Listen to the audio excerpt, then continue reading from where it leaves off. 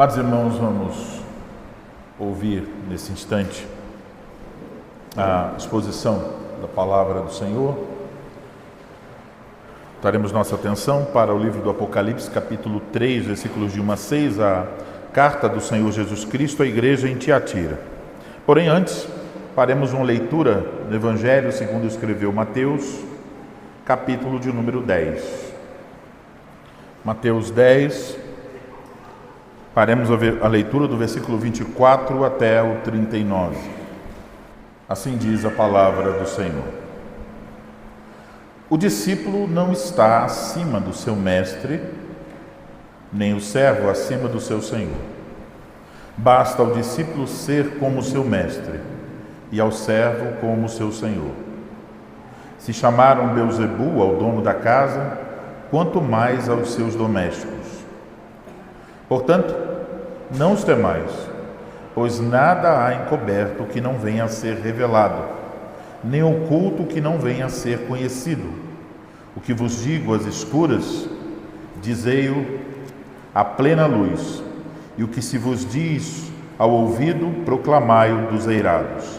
Não temais os que matam o corpo e não podem matar a alma. Temei antes aquele que pode fazer perecer no inferno tanto a alma como o corpo. Não se vendem 2 pardais por uma maça, e nenhum deles cairá em terra sem o consentimento de vosso Pai. E quanto a vós outros, até os cabelos todos da cabeça estão contados. Não temais, pois, bem mais valeis vós do que muitos pardais. Portanto, todo aquele que me confessar diante dos homens, também eu o confessarei diante de meu Pai que está nos céus. Mas aquele que me negar diante dos homens, também eu o negarei diante de meu Pai que está nos céus. Não penseis que vim trazer paz à terra. Não vim trazer paz, mas espada. Pois vim causar divisão entre o homem e seu pai, entre a filha e sua mãe, e entre a nora e sua sogra. Assim os inimigos do homem serão os da sua própria casa. Quem ama seu pai ou sua mãe mais do que a mim, não é digno de mim. Quem ama seu filho ou sua filha mais do que a mim, não é digno de mim. E quem não toma a sua cruz e vem após mim, não é digno de mim. Quem acha a sua vida, perdê-la-á. Quem todavia perde a vida por minha causa, acha-la. Agora vamos ao livro do Apocalipse, capítulo de número 3. Ao anjo da igreja em Sardes escreve: estas coisas diz aquele que tem os 7 Espíritos de Deus e as 7 estrelas. Conheço as tuas obras, que tens nome de que vives e estás morto. Sê vigilante e consolida o resto que estava para morrer, porque não tenho achado íntegras as tuas obras na presença do meu Deus. Lembra-te, pois, do que tens recebido e ouvido, guarda-o e arrepende-te, porquanto, se não vigiares, virei como ladrão, e não conhecerás de modo algum em que hora virei contra ti. Tens, contudo, em Sardes umas poucas pessoas que não contaminaram as suas vestiduras e andarão de branco junto comigo, pois são dignas. O vencedor será assim vestido de vestiduras brancas, e de modo nenhum apagarei o seu nome do livro da vida. Pelo contrário, confessarei o seu nome diante de meu Pai e diante dos seus anjos. Quem tem ouvidos, ouça o que o Espírito diz às igrejas. Até aí a leitura da palavra do Senhor. Vamos orar e buscar a direção do Senhor. Ó Senhor Deus, Pai bendito, agradecemos, Senhor, pelo privilégio que temos tido de cantar louvores ao Teu santo e bendito nome. Exaltar o Teu poder vitorioso, tal como cantamos no Salmo 68. Também reconhecer o Teu domínio sobre as nações, tal como cantamos no Salmo 117.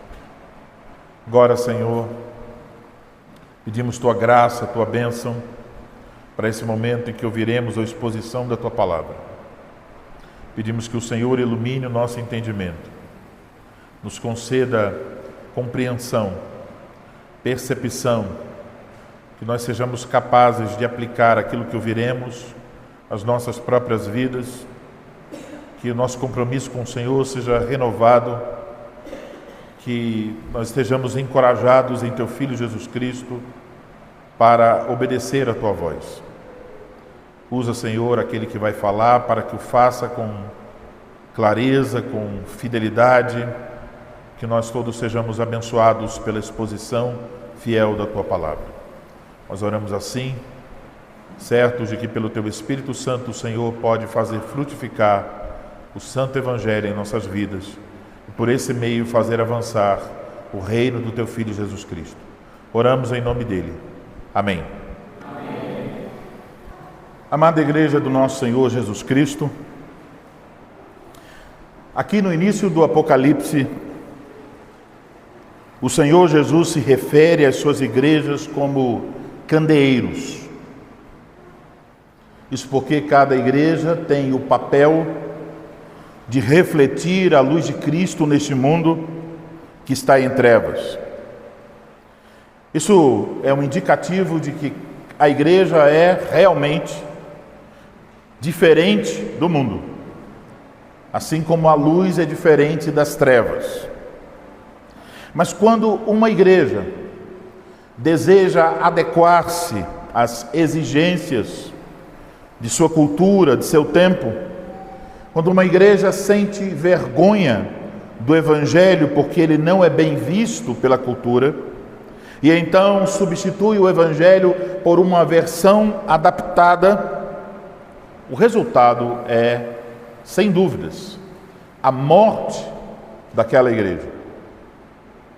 É isso que estava acontecendo na igreja em Sardes.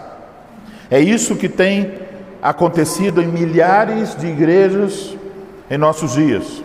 É por isso então que nessa noite eu vos anuncio a palavra de Deus, onde encontramos a advertência de Jesus Cristo a uma igreja que estava morta por causa de sua infidelidade ao Evangelho.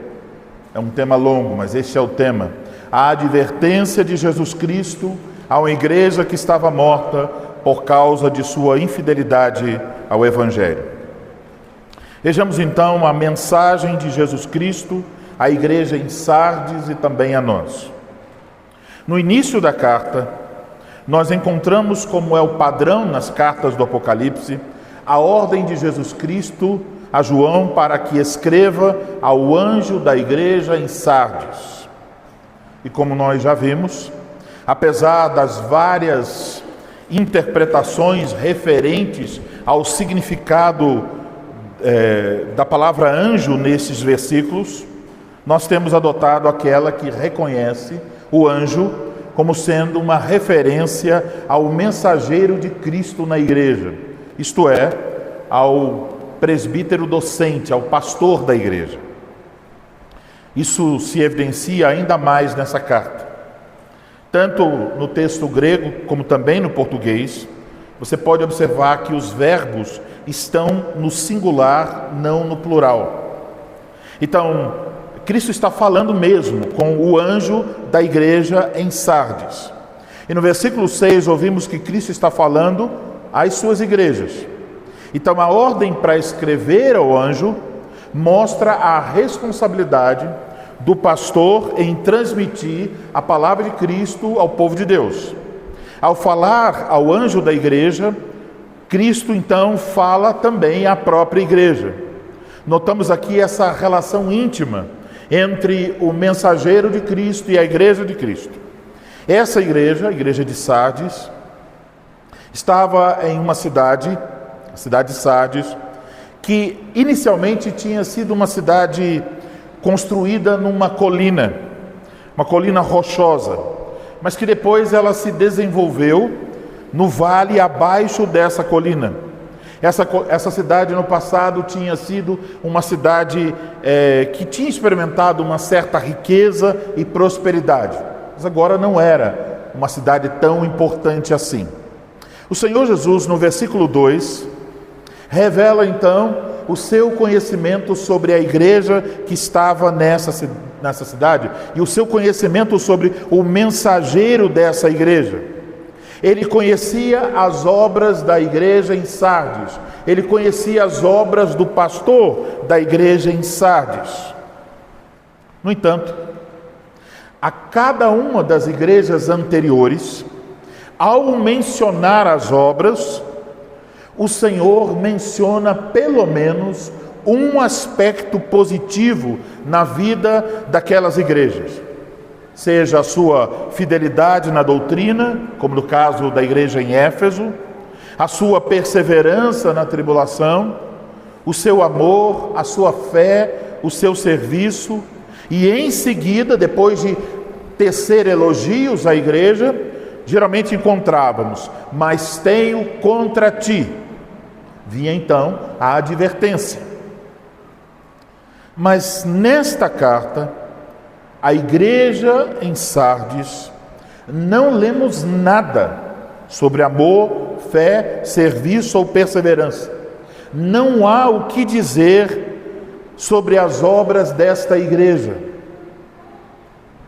Quando Cristo diz aqui, conhecer esta igreja, as obras desta igreja, eis o que ele diz: tens nome de que vives e estais morto. É uma referência ao pastor e, por implicação, uma igreja. Isso também fica claro quando diz: consolida o resto que estava para morrer. Então observe, meus irmãos, a igreja em Sardes tinha nome, tinha fama de ser uma igreja viva, mas ela estava morta. É como se Jesus estivesse dizendo: vocês reivindicam ser uma igreja viva. É possível que se a igreja em Sardes fosse uma igreja de nossos dias, no site dessa igreja estivesse escrito: uma igreja viva. Pois isso era a fama da igreja em Sardes. Mas aqui encontramos algo que vai na direção contrária daquilo que eles se orgulham. Notem que a obra desta igreja não é algo real, mas é algo que eles reivindicam. A obra deles não é uma obra do Espírito Santo, a qual Cristo pode elogiar. É uma obra deles, no sentido em que eles reivindicam ser uma igreja viva. Lemos que Cristo faz uma avaliação das obras desta igreja e ele diz: não achei íntegras. Por isso as obras da igreja em Sardes não se tornaram aceitas por Deus. A igreja em Sardes era uma árvore sem frutos. Não havia obras nesta igreja dignas do elogio de Cristo. Pela aparência, a igreja em Sardes poderia parecer uma igreja saudável.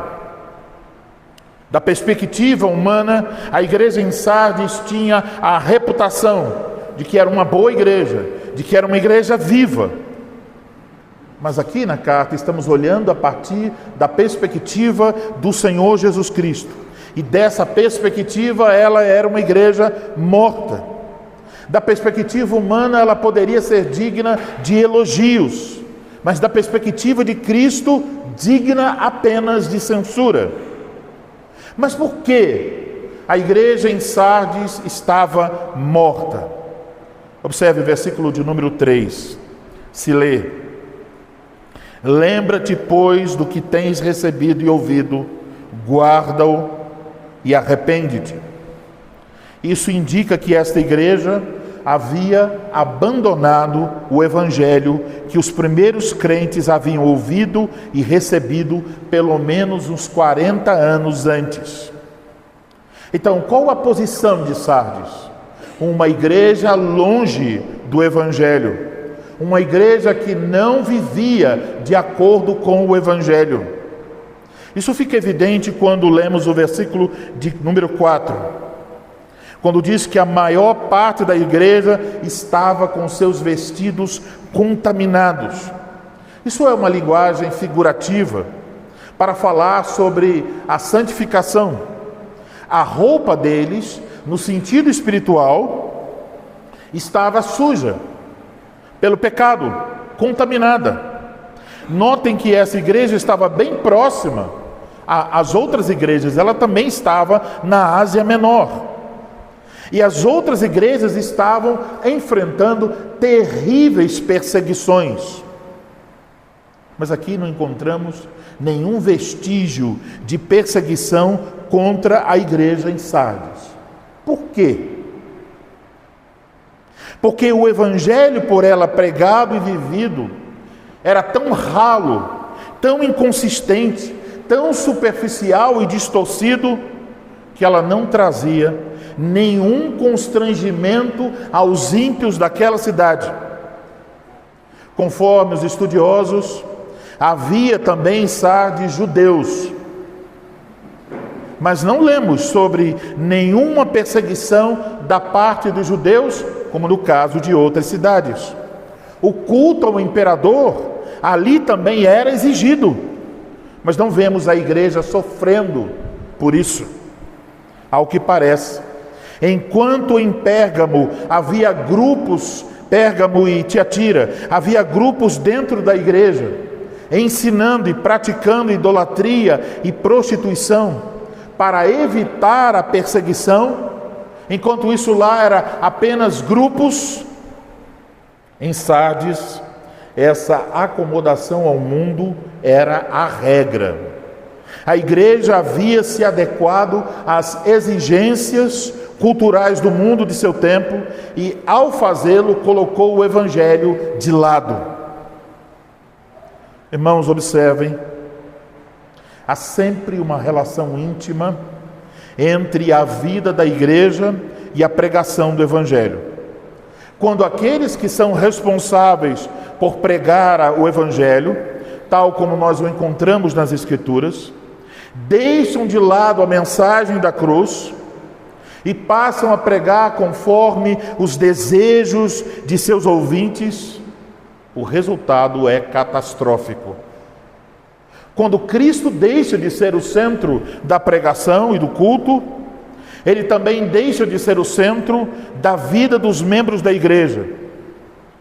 E o resultado não pode ser outro senão a morte. De modo que o que resta para uma igreja assim é apenas reafirmar que está viva. O que resta para uma igreja assim é declarar e repetir e criar toda uma estrutura que tenha uma aparência de que é uma igreja viva. Como isso funciona em nossos dias? Como uma igreja em nossos dias pode cair no erro de, estando morta, querer mostrar-se viva? O que ela fará? Ela fará grandes eventos.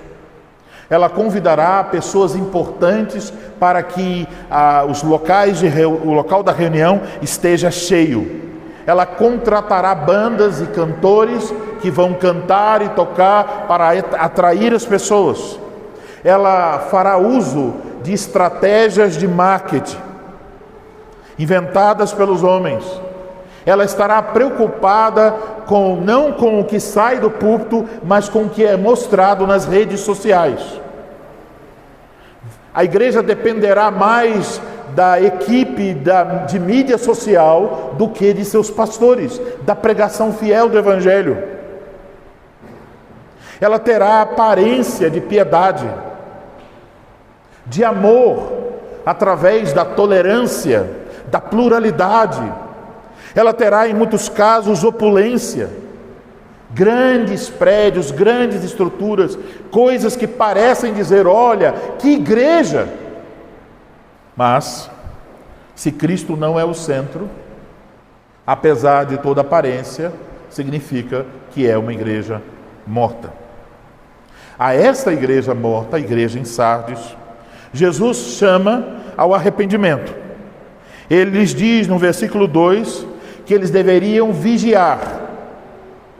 E eles, como moradores de Sardes, conheciam bem a história da cidade, que no seu início, como eu disse, estava numa elevação rochosa, que era considerada quase impenetrável.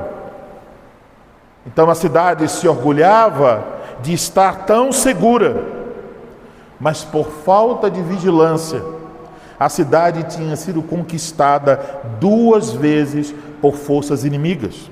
Então, quando Jesus diz vigiai, há um peso especial no contexto da história daquela cidade. Agora a igreja é chamada a vigiar. Primeiro, não permitindo que o falso ensino e as práticas pecaminosas continuassem a proliferar no meio da igreja. Jesus também lhes diz para consolidarem o resto que estava para morrer. Aqui não é uma referência só aos crentes, mas também às obras dos crentes. A igreja deveria trabalhar para fortalecer seus membros e suas obras, de maneira que aquelas obras que foram chamadas de obras que não eram íntegras, se tornassem íntegras. As obras se tornassem aceitas diante de Deus. Mas como eles poderiam fortalecer a igreja e as suas obras diante de Deus? Que caminho eles deveriam seguir? O caminho também se encontra no versículo 3. Lembra-te do que tens recebido e ouvido. Isso é uma referência à pregação do Evangelho que a igreja recebera no seu início. O Evangelho de Cristo, a doutrina dos apóstolos, do qual agora eles haviam se desviado. Jesus diz a eles que eles precisavam voltar ao Evangelho. Guarda-o, diz o Senhor, indicando que eles deveriam voltar a esse Evangelho, obedecendo e vivendo as implicações do Evangelho. Então não é apenas um retorno doutrinário, mas é sem dúvida um retorno também prático. Em resumo, as palavras de Jesus são um chamado ao arrependimento. A igreja em Sardes, a começar por seu pastor, devia mudar de direção, deveria deixar seus pecados, sua amizade com o mundo, sua infidelidade, seu cristianismo nominal e superficial, e tomar a cruz de Cristo e segui-lo. Se eles agissem assim, com arrependimento diante da palavra de Cristo, Jesus diz que ele viria a eles, se eles não agissem assim, ele viria a eles como um ladrão. Isso quer dizer, Jesus viria a eles de maneira repentina, de tal modo que eles não teriam condições de saber quando ele viria contra eles. E aqui no grego temos a repetição, não, para enfatizar de que de jeito nenhum eles saberiam quando o juízo de Cristo viria contra eles, caso não se arrependessem. Este vir aqui como ladrão não é uma referência à segunda vinda de Jesus Cristo, mas nesse contexto quer dizer que Jesus viria em juízo contra aquela igreja. Isso significa que a igreja de Sardes deixaria de ser uma igreja de Cristo. Então devemos sempre lembrar disso. Uma igreja pode ser fiel por 5, 10, 15, 20, 30, 40, 50 anos. Se ela afrouxa a mensagem do Evangelho, a disciplina, o cuidado pastoral, o cuidado entre os irmãos, tudo aquilo que foi plantado, depois de um tempo, esfria, e ela corre o risco de se tornar uma igreja nominal. Tem aparência. E meus irmãos, não fiquem pensando que isso se aplica apenas a certos tipos de igreja. Isso pode se tornar uma realidade terrível para nós. Nós também podemos cair nesse erro. Nós podemos estar com a aparência reformada, nos orgulharmos e dizer: olha, nós temos a teologia reformada, nós conhecemos a doutrina da aliança, e estarmos cercados de um monte de símbolos, credos, confissões e estrutura completamente saudável e bíblica, e ao mesmo tempo, em meio a tudo isso, nós estarmos como pessoas mortas. Então, antes que isso aconteça, é preciso que sempre estejamos examinando nossos próprios caminhos. Onde Cristo está na pregação? Onde Cristo está no culto? Mas você não pode parar aí. Você precisa perguntar onde Cristo está na sua casa, na educação dos seus filhos, no trato com sua esposa, na comunhão dos santos, no serviço aos irmãos. Onde Cristo está? Na sua própria devoção em particular. Quando você está na rua, quando os seus pensamentos são vagos, em algum momento eles vão em direção a Cristo. Quando você está no ônibus ou no carro dirigindo e sua cabeça está pensando em mil coisas, Cristo também está ali. Se deixamos Cristo de lado, estamos deixando, como vimos hoje pela manhã, a vida. Quem não tem o Filho não tem a vida. Há aqui na carta a Sardes uma certa urgência, tendo em vista o fato de que havia apenas um pequeno grupo que ainda não havia morrido, mas que estava à beira da morte. Amados irmãos, esta censura de Cristo à igreja em Sardes e ao seu pastor nos mostra algo muito importante sobre as igrejas em nosso tempo e sobre esta questão de ser um membro de uma igreja. Como estamos notando nas cartas de Cristo às suas igrejas aqui no Apocalipse, as igrejas de Cristo estão cheias de fraquezas. Cheias. Você pode pensar sobre isso? Estamos falando do final do primeiro século. O apóstolo João ainda está vivo. E aqui encontramos igrejas que na análise de Cristo estão cheias de fraqueza, e até uma igreja que não há nenhum motivo sequer para elogiá-la. Então, é muito sério imaginar o seguinte: ser ou tornar-se membro de uma igreja que está morrendo, ou ainda pior, ser membro de uma igreja que Cristo não considera sua igreja, que já morreu para Cristo. Uma igreja que nega o nome de Cristo e que será negada por Ele no final. Porque todos aqueles que negam a Cristo agora, acabamos de ler, Cristo dirá: também não conheço vocês.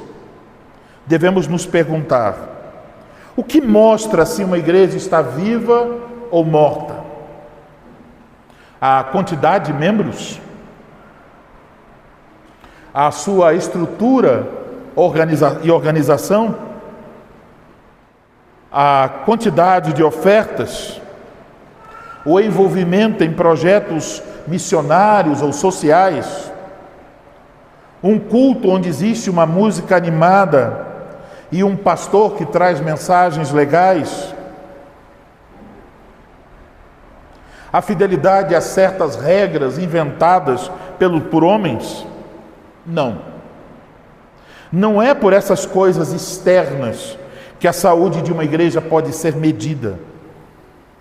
Mas será que o fato de uma igreja ter pregação bíblica e estudos edificantes, de uma igreja ter um culto simples e unidade doutrinária é suficiente? É importante, mas não é suficiente. Conforme o que lemos aqui nestas cartas, Podemos dizer, diante do que ouvimos nas cartas do Apocalipse, uma igreja viva é uma igreja não somente que ouve a palavra de Cristo, mas também que é fiel a Cristo. Uma igreja que é zelosa na doutrina, uma igreja firme na disciplina bíblica, uma igreja que não cede às tentações de conformar-se à cultura do seu tempo, uma igreja perseverante e disposta até mesmo a sofrer o prejuízo, até a morte por amor de Cristo. Uma igreja cheia de ardente amor por Cristo e pelo próximo. Uma igreja que confia em Cristo. Uma igreja onde os membros servem uns aos outros. Amados irmãos, se as nossas obras não seguem nessa direção de fé, amor, perseverança e serviço, então estamos correndo o mesmo risco da igreja em Sardes. Mas aqui aprendemos também qual é o remédio para a igreja dos nossos dias. Por meio dessa carta, Cristo chama a igreja do nosso tempo também ao arrependimento.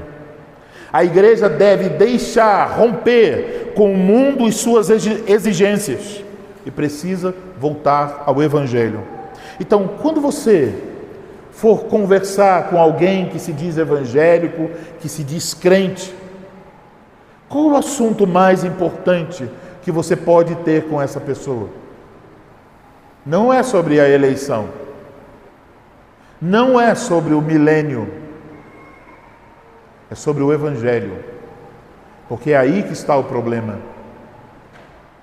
Muitas vezes nós queremos simplesmente discutir com teologia com outras pessoas. Há aqueles que têm um desejo mórbido de provocar pessoas que têm uma posição diferente apenas para tentar passar por sobre elas com um rolo compressor teológico. Mas isso não deve nos mover de fato. Nós devemos ter o interesse que outras pessoas amem a Cristo, desejem servir a Cristo, amem a palavra de Deus, desejem ser fiéis. Então você não precisa discutir temas complexos. Você pode fazer perguntas simples. Por exemplo, se você está conversando com alguém e a pessoa diz: eu também sou crente, eu sou evangélico. E talvez seja uma pessoa fiel. Você não sabe. O que você pode fazer? Você pode perguntar: que bênção, então você conhece a Jesus? E a pessoa provavelmente dirá: sim, eu conheço a Jesus. Quem é Jesus para você? Pronto, a pessoa vai responder. E você tem a chance, caso ela não responda de modo bíblico, de apontar a direção bíblica para essa pessoa. A igreja, então, deve ter esta preocupação. Não só a preocupação de fazer as coisas certas no culto, na doutrina, mas também a preocupação de viver de maneira correta. Portanto, nós devemos nos agarrar ao Evangelho de Cristo, sabendo que se deixarmos o Evangelho, se deixarmos a Cristo, morreremos. Uma igreja sem o Evangelho de Cristo, o Evangelho da cruz, o Evangelho da renúncia e do arrependimento, vai morrendo até o ponto de deixar de ser uma igreja de Cristo. E infelizmente, irmãos, é o que temos no momento. Muito do que tem reputação de igreja de Cristo não é mais uma igreja de Cristo. Pode ser que muitas dessas igrejas tenham aparência, tenham grandes eventos, tenham muito barulho, muita coisa chamativa, muita coisa para que haja uma foto para ser publicada em uma rede social ou ser feito um vídeo para aparecer no story. Mas muitas vezes o que está oculto por trás de tudo isso é vestes manchadas, líderes orgulhosos, línguas venenosas, lares desfeitos, árvores sem frutos, um cristianismo raso, um evangelho infrutífero, aparência de vida com cheiro de morte. Então, não podemos facilitar, mas nós devemos nos manter vigilantes, agarrados a este Evangelho, não somente ouvindo o Evangelho, mas buscando vivê-lo. É isso também o que Cristo nos ensina aqui. Não podemos produzir coisa alguma. A única coisa que nós podemos produzir é a aparência. Mas a vida, de onde vem a vida da igreja? A vida da igreja vem do próprio Senhor da igreja. Olhe novamente para o início da carta. Como Cristo é apresentado aí? A igreja em Sardes que estava morrendo, Jesus se revela como aquele que tem os 7 Espíritos de Deus. O número 7 fala de perfeição. Essa referência aos 7 Espíritos é uma referência à perfeição do Espírito Santo. Lemos aqui que Jesus tem os 7 Espíritos, o que significa que ele é cheio da plenitude do Espírito Santo, o Espírito vivificador. A essa igreja que estava morrendo, Jesus não só se revela como aquele que tem os 7 Espíritos, mas também aquele que tem as 7 estrelas.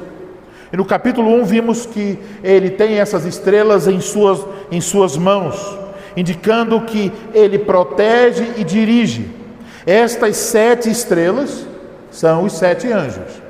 E os 7 anjos, já como dissemos, são os pastores.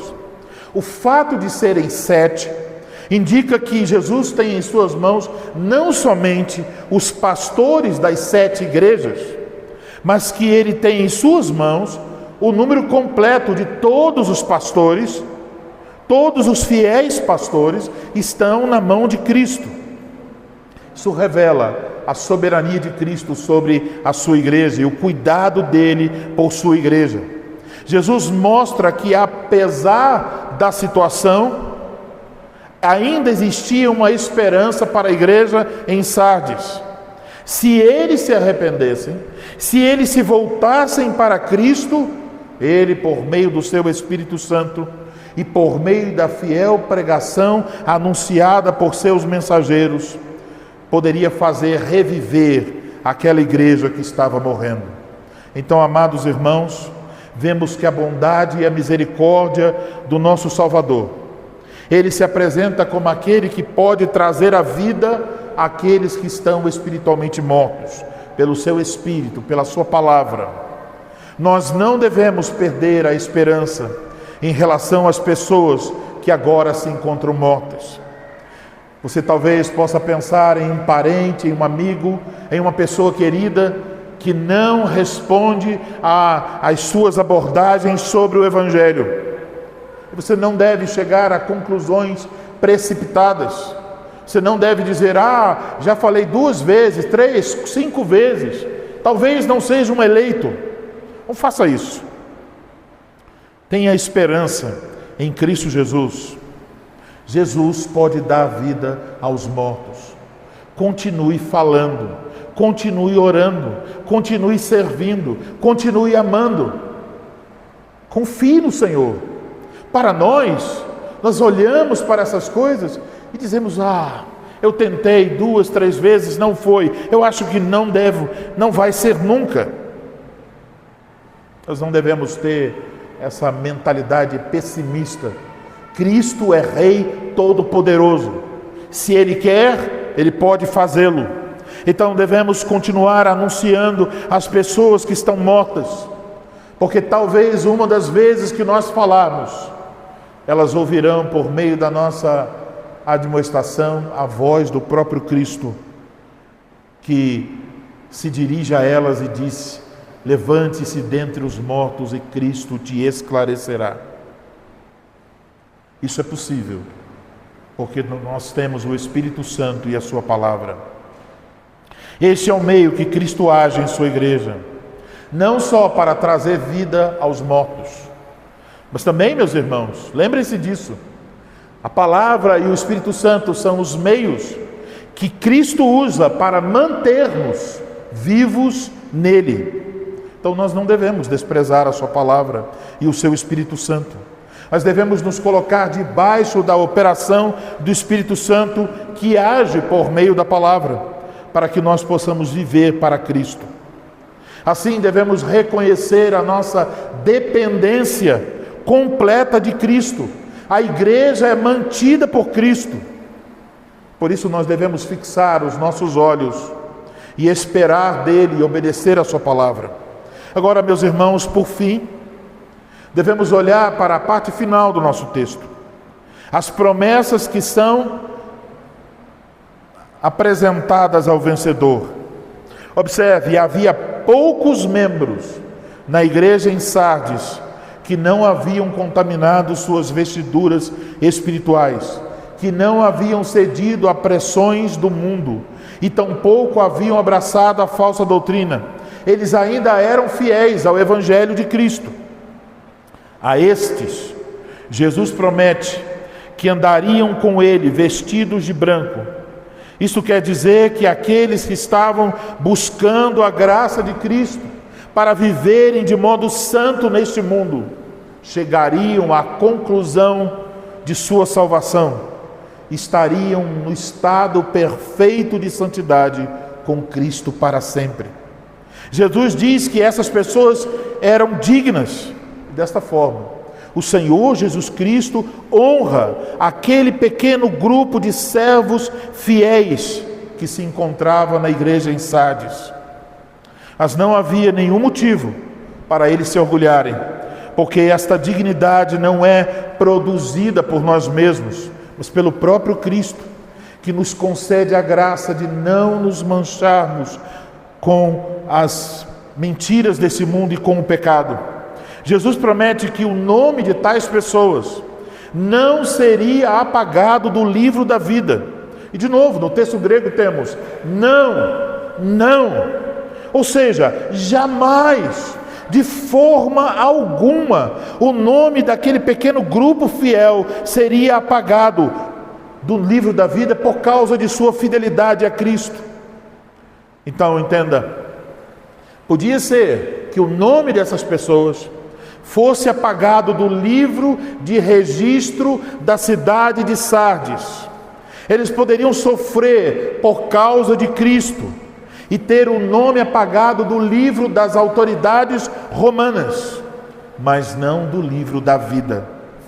Neste livro da vida estão os nomes de todos os salvos em Cristo, aqueles que foram escolhidos pelo Senhor. Apocalipse 17:8 diz que esses nomes foram colocados ali antes da fundação do mundo, e deste livro não serão removidos. Pelo contrário, em vez de apagar, Jesus promete que confessará o nome de cada um dos seus fiéis servos na corte celestial, diante de seu Pai e diante dos anjos. Portanto, amados irmãos, que grande bênção! Se nós formos fiéis a Cristo, se colocarmos nossa confiança nele até o fim, se não nos envergonharmos do Evangelho, da mensagem da cruz, se não quisermos substituí-la por algo mais agradável à nossa cultura, se estivermos dispostos a sofrer as consequências da nossa fidelidade, não somente correndo o risco por parte da perseguição do mundo, mas também sendo motivo de riso, de desprezo, de deboche, por parte talvez até daquelas igrejas que estão mortas. A igreja de vocês não tem a parede preta? Parede branca. A igreja de vocês não tem isso ou aquilo? Vocês cantam salmos, isso é do século XVI. Não tenha vergonha de ouvir essas coisas. Quando você ouvir coisas parecidas, se forem coisas sobre aquilo em que estamos acertando em Cristo, diga glória a Deus, porque estamos fazendo o caminho certo, até a ponto de sermos considerados dignos de receber perseguição por causa de nossa fidelidade.